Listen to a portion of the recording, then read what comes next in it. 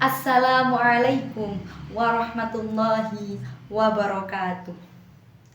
Alhamdulillahi ala taufiqihi wa hidayatih.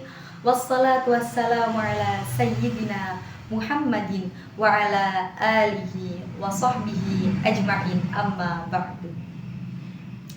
Sahabat-sahabat seiman yang dirahmati oleh Allah, kini kita telah memasuki bulan Dzulhijjah. Kalau orang Jawa biasanya menyebut bulan ini dengan bulan besar. Sebagian orang juga menyebut bulan ini dengan bulan haji atau bulan kurban. Kenapa kok disebut bulan haji? Karena pada bulan ini umat muslim yang diberi kesempatan oleh Allah untuk bertamu ke Baitullah akan dapat melaksanakan ibadah rukun Islam yang kelima. Apa itu rukun Islam yang kelima? Ya, menunaikan ibadah haji. Jadi tiap bulan Dzulhijjah orang muslim dapat menunaikan ibadah haji. Berbeda dengan umroh. Kalau umroh kan bisa dilakukan di bulan apa saja, tapi kalau haji memang ketentuannya harus dilakukan pada bulan Dzulhijjah saja. Kemudian tadi bulan Dzulhijjah juga disebut sebagai bulan kurban. Kenapa kok disebut bulan kurban? Jadi gini, pada bulan Dzulhijjah ini umat muslim juga dianjurkan atau disunahkan melakukan sholat id atau sholat hari raya Idul Adha. Dan kemudian setelah melakukan sholat Idul Adha itu dianjurkan untuk menyembelih hewan kurban ya bagi yang mampu. Jadi Islam itu tidak memaksa semua pemeluknya saat Idul Adha atau bulan Dzulhijjah menyembelih hewan kurban, tapi hanya yang mampu saja, seperti itu. Dan lumrahnya mungkin yang umat muslim tahu bahwasanya menyembelih hewan kurban itu sudah disyariatkan atau sudah dianjurkan sejak zaman Nabi Ibrahim dan Nabi Ismail putranya. Padahal tidak, ternyata kurban itu sudah ada sejak zaman Nabi Adam yang terjadi pada putra Nabi Adam yang bernama Qabil dan Habil. Jadi gini, singkat cerita terjadinya kurban di zaman Nabi Adam yang terjadi pada putranya Qabil dan Habil. Dijelaskan dalam kitab Al-Jami' li Ahkamil Quran karya Imam Al-Qurtubi terkait cerita awal mula terjadinya kurban dalam Islam, yaitu pada zaman Nabi Adam. Seperti yang kita tahu, Nabi Adam memang dalam sejarah Islam itu merupakan manusia pertama. Beliau manusia pertama yang ada di muka bumi, kemudian disusul oleh istri beliau yang bernama Ibu Hawa. Lalu keduanya dikaruniai putra yang setiap melahirkan, Ibu Hawa itu pasti melahirkan 2 bayi sekaligus, yaitu perempuan dan laki-laki. Begitu seterusnya. Nah, Ibu Hawa itu selalu melahirkan dua bayi secara bersamaan, atau kalau kita menyebutnya sekarang bayi kembar, seperti itu. Jadi setiap melahirkan Ibu Hawa itu selalu perempuan laki-laki seperti itu. Nah, setelah 2 kali melahirkan, Nabi Adam itu dikaruniai 4 putra, berarti yang 4 putra putri, 2 laki-laki, 2 perempuan. Jadi pada awal-awal Nabi Adam memiliki putra itu, beliau hanya memiliki putra Qabil bersama saudari sekandungnya, yaitu Iklimah yang memiliki paras cantik, dan kedua yaitu Habil yang bersama saudari kandungnya bernama Labuda yang parasnya tidak begitu cantik. Nah, karena memang populasi manusia pada zaman itu belum terlalu banyak, kemudian Allah memerintahkan agar Nabi Adam menikahkan putranya secara bersilang. Jadi tidak boleh dengan saudara sekandungnya. Misal tadi Qabil tidak boleh menikah dengan Iklimah. Kalau Habil tidak boleh menikah dengan Labuda yang mereka lahirnya dalam kurun waktu yang bersamaan. Maka kemudian diperintahkanlah Qabil untuk menikahi Labuda yang kurang menawan parasnya. Dan kemudian Habil diperintahkan menikahi saudari sekandung Qabil, yaitu Iklimah yang memiliki paras rupawan. Namun hal tersebut disangkal oleh Qabil karena ia merasa tidak terima dan hanya mau menikah dengan saudari sekandungnya saja, yaitu Iklimah yang memiliki paras rupawan. Dan perkataan Qabil tadi itu disebutkan dalam kitab Mafatihul Ghaib. Qabil berkata, "Ana ahakku biha wa huwa ahakku bi ukhtih walaisa hadza minallah wa innama huwa ra'yuk." Yang artinya saya lebih berhak untuk Iklimah dan Habil pun lebih berhak dengan saudari perempuannya, yaitu Labuda. Ketentuan ini sebenarnya bukan dari Allah, melainkan hanya akal-akalanmu saja. Nah, itu yang Qabil katakan kepada Nabi Adam, ayahnya. Lalu singkat cerita, Nabi Adam memerintahkan kedua putranya, yaitu Qabil dan Habil, untuk mengeluarkan kurban. Barang siapa yang kurbannya itu diterima, maka akan disambar oleh api yang datang dari langit. Sebagian ulama mengatakan ini petir, seperti petir yang datang dari langit, pertanda kurbannya diterima. Karena tidak ada ketentuan kurban seperti apa yang akan dikeluarkan oleh Qabil ataupun Habil, maka akhirnya Qabil yang berprofesi sebagai petani, dia mempersembahkan kurbannya berupa hasil bumi yang diperoleh dari profesinya tersebut. Namun sayangnya hasil buminya tidak baik atau buruk, yang dia kurbankan itu hasil bumi yang tidak baik, seperti itu, kurang baik lah intinya. Sedangkan Habil yang dia berprofesi sebagai peternak, dia mengkurbankan hewan ternaknya yang berupa kambing terbaik miliknya. Nah, dari sini saja kita sudah bisa melihat antara yang ikhlas dan yang tidak ikhlas itu kita sudah bisa tahu. Kalau tadi Qabil dia mengeluarkan kurbannya berupa tanaman yang tidak baik, hasil bumi yang tidak baik, sedangkan Habil dia mengusahakan kurbannya dengan mengeluarkan kambing terbaik miliknya. Dan benar saja, kemudian api turun dari langit menyambar hewan kurban milik Habil. Lalu muncullah rasa dengki dari Qabil kepada Habil, hingga akhirnya dengan emosi Qabil mengambil batu dan memukulkannya kepada Habil, hingga akhirnya Habil meninggal dunia.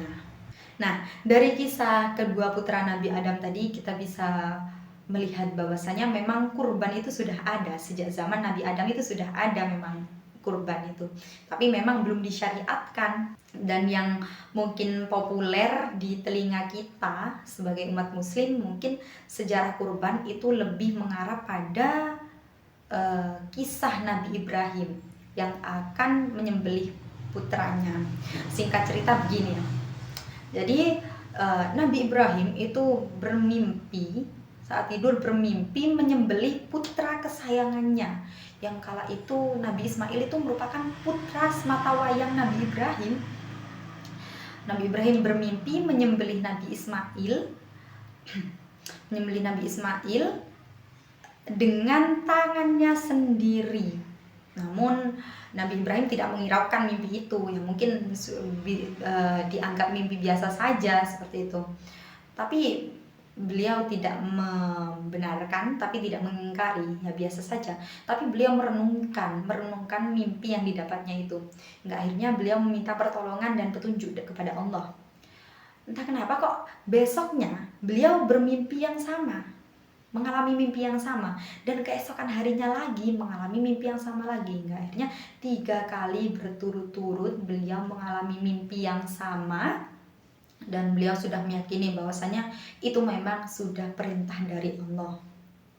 Dan pada waktu itu saat Nabi Ibrahim bermimpi menyembelih putranya Nabi Ismail, Kala itu Nabi Ismail ada yang mengatakan masih berusia 7 tahun dan ada yang mengatakan masih berusia 13 tahun.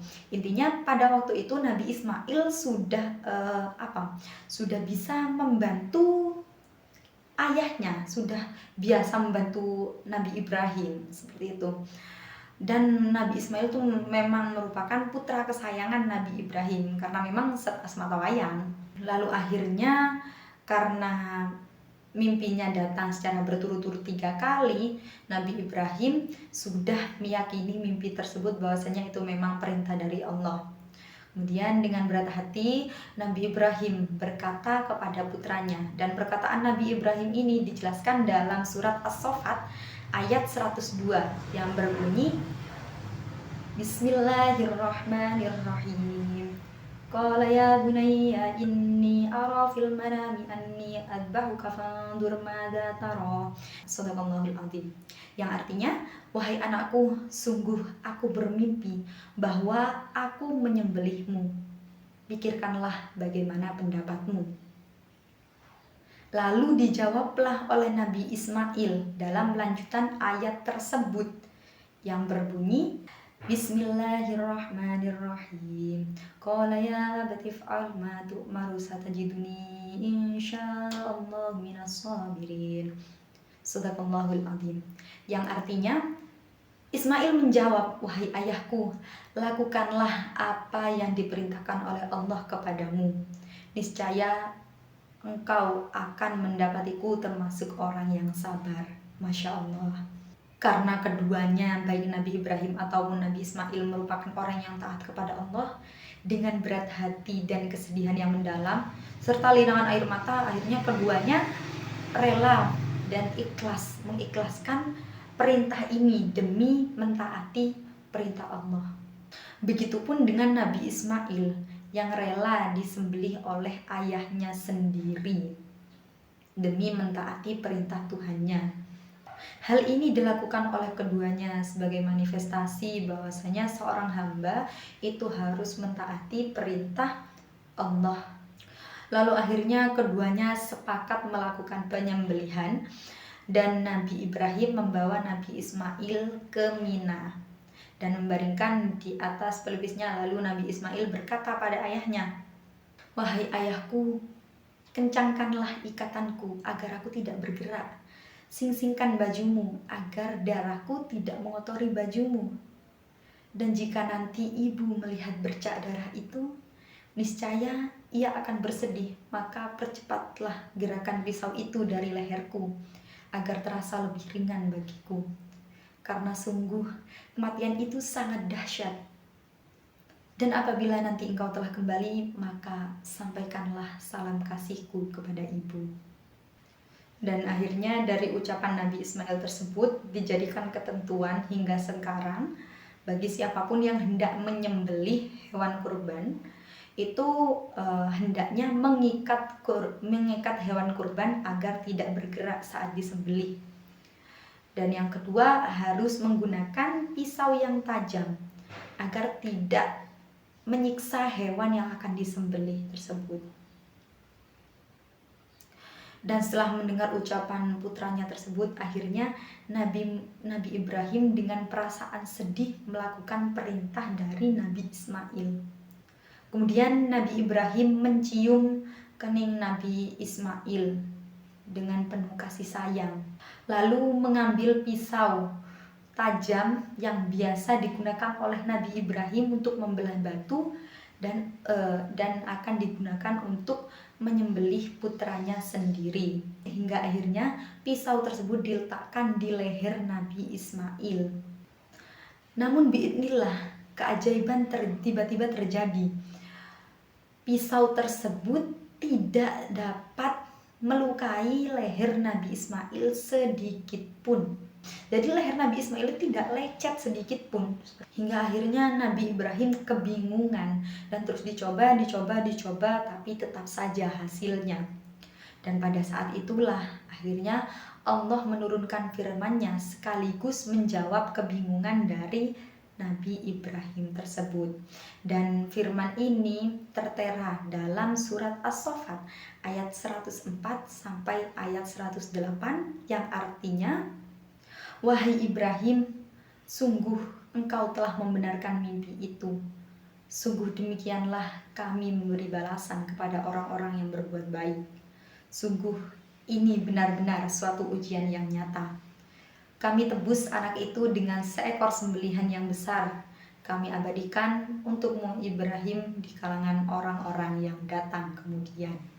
Hingga akhirnya setelah terjadi kisah antara Nabi Ibrahim dan putranya Nabi Ismail ini, sampai sekarang dianjurkan bagi umat muslim untuk menyembelih hewan kurban saat bulan Dzulhijjah. Dan dari kedua kisah tadi, kita sebagai umat muslim dapat mengambil pelajaran. Dari kisah yang pertama tadi, dari kisah putra Nabi Adam, kita dapat mengambil pelajaran bahwasanya nasab bukanlah penentu bagi keberhasilan seseorang.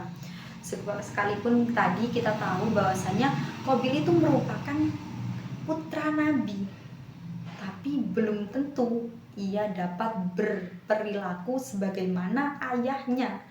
Jadi memang nasab itu tidak bisa menentukan kehidupan seseorang, keberlangsungan hidupnya seseorang ke depannya.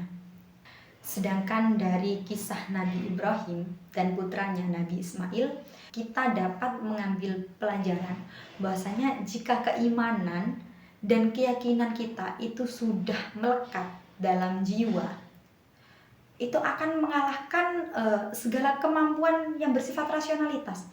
Sekalipun akal kita tidak menerima, masa iya seorang ayah akan menyembelih anaknya? Tapi hal tersebut akan dikalahkan oleh iman dan akan tetap dilakukan jika memang itu perintah dari Tuhan atau perintah dari Allah. Hingga akhirnya karena taatnya dan kesabarannya melepaskan orang tersayang, membunuh orang tersayang tersebut, hingga akhirnya keduanya lolos dari ujian yang diberikan oleh Allah dan mendapatkan kebahagiaan dari hasil kesabarannya tersebut. Hingga akhirnya Nabi Ismail digantikan oleh seekor kambing yang datang dari langit. Bahkan dijelaskan dalam kitab tafsir Al-Quran oleh Syekh Jalaluddin, disebutkan bahwasanya kambing yang menggantikan Nabi Ismail itu merupakan kambing kurban Habil yang diterima oleh Allah, yang mulai dari zaman Nabi Adam sampai zaman Nabi Ibrahim sampai kejadian tersebut, akhirnya kambing tersebut turun dari surga seperti itu. Nah, itulah tadi dua kisah luar biasa dari orang-orang yang taat kepada Allah Subhanahu wa Ta'ala, yang dapat kita ambil pelajaran dan hikmahnya. Mungkin itu saja yang dapat kami sampaikan, kurang lebihnya mohon maaf yang sebesar-besarnya. Allahul muwaffiq ila aqwamit thoriq. Wassalamualaikum warahmatullahi wabarakatuh.